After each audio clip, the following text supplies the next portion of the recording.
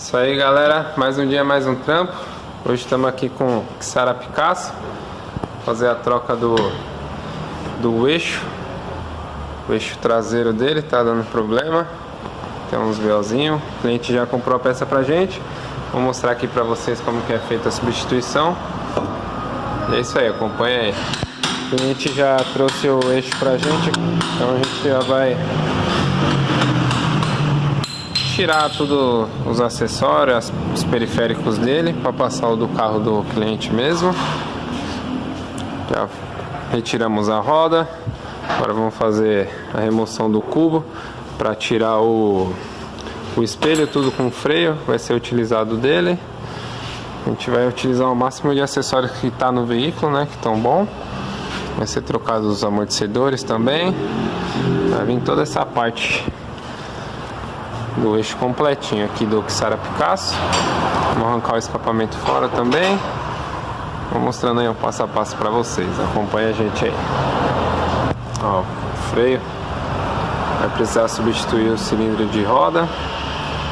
Vou passar para o cliente. Primeiro eu vou desmontar tudo, ver o que mais vai ser necessário, passar para o cliente. Ele autorizando, a gente já dá andamento em tudo. Bom, galera, quadro removido, eixo na verdade. Vamos mostrar para vocês umas particularidades desse eixo. Ele é um parafuso fixado aqui na frente com uma chapa. Vou mostrar para vocês. É esse aqui. Ele é passante, então se você for soltar por baixo, ele fica rodando em falso aqui às vezes. Então eu já tirei com a chapa. A fixação traseira, deixa eu ligar a luz aqui, é feita por dois parafusos 16 por cima. O acesso é bem ruinzinho. Se caso você for trocar esse batente, ele é por dentro, não tem acesso nas laterais e nem por cima do carro, tá? Isso aqui é a válvula equalizadora do freio, que equilibra a frenagem com o peso que vai estar na traseira do carro.